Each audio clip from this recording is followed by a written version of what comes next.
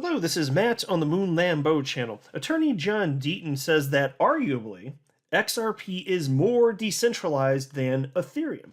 Now, I 100% agree. I think it is more decentralized than Ethereum. This is not me slamming Ethereum. I hold Ethereum. It's the first cryptocurrency I ever purchased in my entire life back in November. It was actually November 10th of 2017. But this is crucial in particular to the SEC versus Ripple case. In particular, if old Billy Boy Hinman's Ethereum free pass speech matters, because all you have to be is a little bit more decentralized than Ethereum, and you're in the good. Hey, you know what? You do you at that point. If you're a little bit more central, if that's the actual bar that you have to be as decentralized as Ethereum was in 2018, XRP, my gosh, I'll tell you this, it would be way easier, or at least to some degree easier, to claim that Ethereum satisfies the Howey test than XRP. So anyway, I want to share with you what Attorney John Deaton has to say on this topic, and it's interesting, talking a little bit even about the mechanics of the XRP ledger. But before going further, I want to be clear, I do not have a legal or financial background of any kind. I am not offering legal or financial advice, and you definitely should not buy or sell anything because of anything that I say or write. I'm just an enthusiast who enjoys making YouTube videos about crypto-related topics, but just as a hobby and just for fun. Now, first, I thought I'd share with you this cartoon, which I thought was kind of funny. It's from The New Yorker, and upon reading this and seeing this, I thought, yeah, this pretty well sums up the tribalism in crypto. This pretty much sums it up. There's an image here, a little cartoon drawing of two opposing armies with the caption, which reads as follows. There can be no peace until they renounce their rabbit god and accept our duck god. Doesn't that sound like crypto tribalism? I thought it was pretty funny anyway, so I thought I'd share. But it's not even about which cryptocurrency is necessarily better. It's more like, if anything, get a little closer to the truth, what cryptocurrency is better for a specific use case.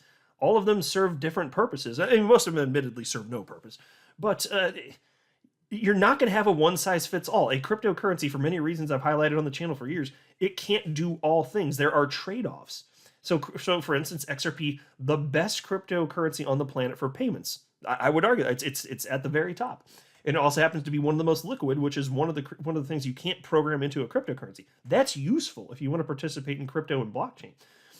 But then there was also this. In terms of speed and scalability, some of these Bitcoin Maxies out here, it's just, do they really believe some of the crap that they're saying, or are they just being disingenuous?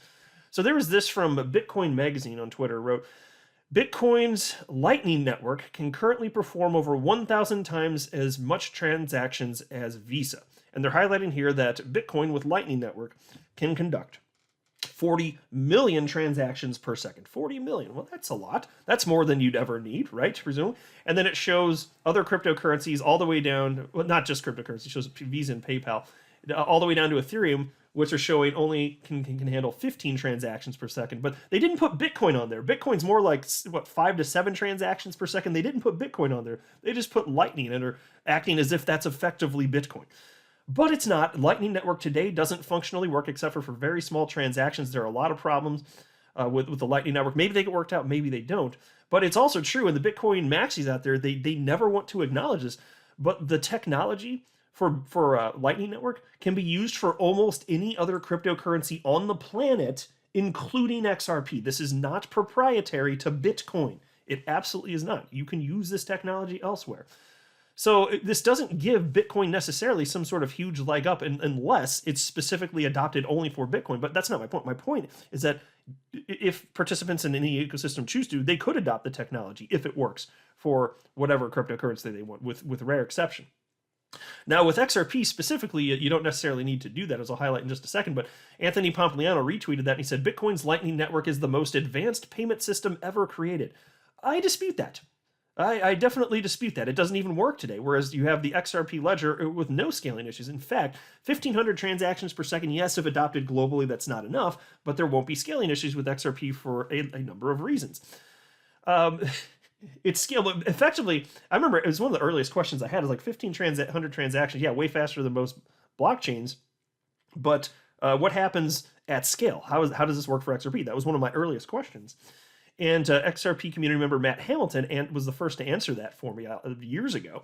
And he explained how it worked. And the best I can dumb it down is that the answer is transactions can be batched. You can have a bunch of individual transactions that count as a single transaction, and as a result, you can scale almost infinitely. But there was this from an individual named Marco Gomes who responded to Anthony Pompliano, and he wrote, "If you're honest, what do you say about this?" And it shows this with Bitcoin Lightning Network on the left, 40 million transactions per second, and XRP with Interledger Protocol with 1 trillion plus transactions per second. Now again, truth be told, both are overkill, but one works and one might work. So again, you make the argument, and it gets tribal here. That's why I thought I'd mention this, since we're talking about differences between cryptocurrencies. Things get tribal, but I just want intellectual honesty. If this weren't the case, I wouldn't be saying it. But here you have Anthony Pompliano supporting the inferior product, so he just makes arguments in hopes that you are too stupid to know the truth, or even if you're not stupid, you're sufficiently uninformed, and then you think that Bitcoin's the one for everything. Maybe, folks, I don't know if it's gonna work out, but to state that it does now, it's just he's misleading people, right? I think that's how I find it. I'm not trying to insult. I'm not insulting him personally. I find that statement to be misleading. It's just not accurate. Now here's a thread that I previously covered. This is from John Deaton on October 10th, 2021. So I'm not going to go through it, but it is the facts and circumstances surrounding the SC versus Ripple case, and Jay Clayton and Joe Lubin, all that stuff. Just things that are not disputed. Incredible thread, very long. I covered it shortly after he published this. Now, today, somebody named Dave responded to that thread and wrote, "What's the basis to your argument that XRP is more decentralized than Ethereum?" John Deaton retweeted that, and he wrote up his explanation, which I'm going to share with you right now. John Deaton, just several hours ago, wrote the following. "First, I said arguably. Second, I don't believe today's Ethereum or today's XRP meet the definition of a security. To answer your question, here are a few reasons one could argue the XRP ledger is more decentralized than the Ether network. Number one, the XRP ledger is based on a consensus protocol, relying on validator nodes to record and verify transactions. It achieves consensus without incentivizing any party, unlike proof of work. For consensus to be reached, at least 80% of the validators must agree. Number two, there are over 170 validators with 900 nodes operating across the globe at Ripple, and Ripple runs 6 validators, which means it controls less than 4% of all validators on the network." Yeah, very true. And I definitely am not some sort of tech whiz here. In fact, that would be, as it pertains to anything having to do with crypto, and certainly XRP specifically, one of the areas where I'm weak is just the tech stuff. But I think that's true for most people, frankly, because unless you're a tech nerd, like, how are you going to understand the guts of it? The good news is, when it comes to crypto and XRP, you don't really need to. Just like if you're using the internet, you don't need to know how TCP/IP works. You just understand that it's the glue of the internet. It's what makes a network of networks possible. It makes it all interoperable. If you just understand that, you're good to go. Well, similarly with blockchain, if you just understand the concept of it, I think you're good to go. But as far as what he stated here, so yeah, 170 validators and 900 nodes, and with the difference between them, a primary difference, and there may be others that I'm unaware of, primary difference being the validator nodes, they excuse me, they get to vote on amendments that are proposed, whereas the rest of the nodes, 900 nodes, they're just helping facilitate transactions, basically. Number three. Therefore, although Ripple owns 51 to 53% of the outstanding XRP, it does not provide Ripple with power over the XRP ledger. In fact, Ripple's CTO, David Schwartz, acknowledged that if 80% of the validators voted to burn Ripple's escrow, it would happen. Number four. Almost always, excuse me. Oh, by the way, actually, you know what? Let me say something on that. That is true. Ripple could lose all of their XRP. That's kind of the nature of a decentralized system. Not likely to happen, but I will say this. That's incentive for Ripple to stay in line. If you're worried about them dumping on the market, if participants don't like it, they could decide that Ripple's like a virus within the ecosystem and basically just be like, nope, your XRP is now gone. Literally, that could happen. So that's why these people keep saying, no, like, oh my gosh, you idiots in the XRP community, you plebs, they call us plebs. You're just gonna be a rug pull, and everything's gonna be sold, and your XRP is gonna be worth nothing. I'm just sitting here thinking, like, my gosh, do you not understand the moment Ripple starts doing that? Like, just it takes 2 weeks for an amendment to be proposed and then passed by 80+%.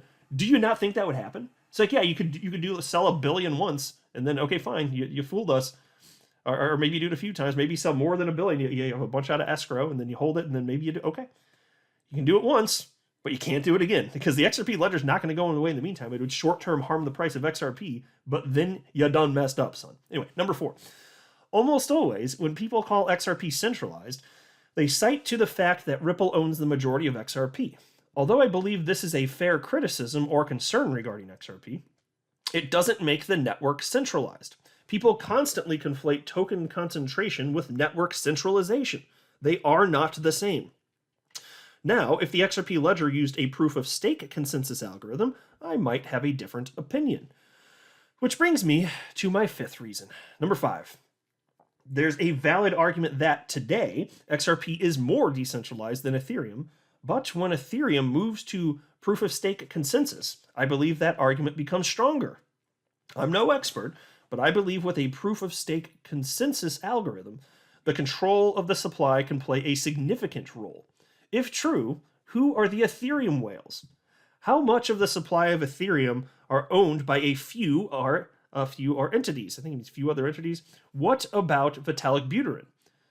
Joseph Lubin, rumored around 10% several years ago. Consensus, Mike Novogratz, JP Morgan, along with owning Ethereum's infrastructure via CSI. Yeah, and I'll talk more about that in a separate video. But suffice it to say, there's a lot more transparency with Ripple compared to what's going on within the Ethereum ecosystem. That's for damn sure. John continues.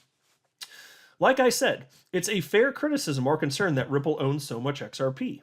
I believe Brad Garlinghouse recognized this concern when he created the rolling monthly cryptographic escrow.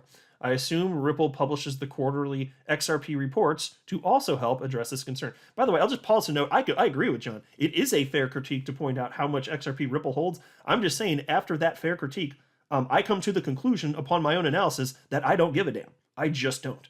In fact, I think that Ripple having so much XRP, that gives them the biggest incentive to behave properly. They have the most to lose, and history has shown that they've just been a good cheerleader of the XRP ecosystem. If that changes, fine. I'll scream about it too, and then we can work to find some sort of resolution as an XRP community. And again, as I cited a few minutes ago, there are options. John continues. As an Ethereum holder, I'd like similar transparency regarding Ethereum, especially as it moves to proof of stake. Especially when you consider that whale purchases of Ether's ICO were disguised in multiple wallets and emails. And finally, this is number 6, finally, when it comes to the centralization question, I prefer using the Bahamas test. The Bahamas test asks a simple question. If the primary promoters or developers behind the token suddenly leave and go to the Bahamas, disappearing forever, would the token survive? If Ripple, with Brad Garlinghouse, Chris Larson, and David Schwartz, closed the doors and disappeared to the Bahamas, would XRP survive? Some argue XRP would die. I don't believe so. I know for a fact dozens and dozens of other developers are utilizing the XRP ledger. If Vitalik Buterin, Joseph Lubin, Consensus, etc. were to disappear to the Bahamas, would Ethereum survive? Several months ago, Mark Cuban debated some Bitcoin Maxies on Clubhouse, and Mark won, by the way. Mark did comment, however, that he believed Vitalik would figure it all out. If Vitalik walked away, would Mark Cuban remain invested? What about Cathie Wood, Raoul Pal? I'm not implying I know the answer, because I'm not smart enough to know the answer. I'm just answering the question of why I believe an argument exists that XRP is more decentralized, which is an incredible point, by the way. That's a very good point. Regardless of anyone's opinions related to XRP or Ethereum, objectively speaking, the SEC's claims related to XRP are utterly absurd. Incredible thread from John Deaton again. I agree. It's fun thinking through this stuff, just to think critically on this topic, and that's why, again, I started the video just pointing out the ridiculous tribalism here when just facts are facts. Like, I just want to believe as many true things as possible, so when it comes to all this stuff, if things change, you will see me saying, hey, XRP doesn't look viable. Like, if I actually believe that, I'm going to say that. I'm not going to just keep cheerleading something. And I'm also not going to lie about any sort of technical deficiencies of anything, which is why when there are bad things happening about XRP and the XRP ledger, I talk about it. I mean, I care. Like, I'm not going to stick my head in the sand when bad stuff is happening, which is when there were scaling issues in the beginning of December last year, I was talking about it. It was a serious problem. It wasn't a doomsday scenario, but like, don't you want to be aware of both the good and the bad if you have real money invested in XRP? I sure as hell hope the answer is yes for your sake. Jeez. But when it comes to Bitcoin, it's just supposed to be the end all be all, and it's just not the case. But I'll wrap up here. I'm not a financial advisor. You should not buy or sell anything because of anything I say or write. That would be a very, very, very bad idea. Until next time, to the moon, Lambo.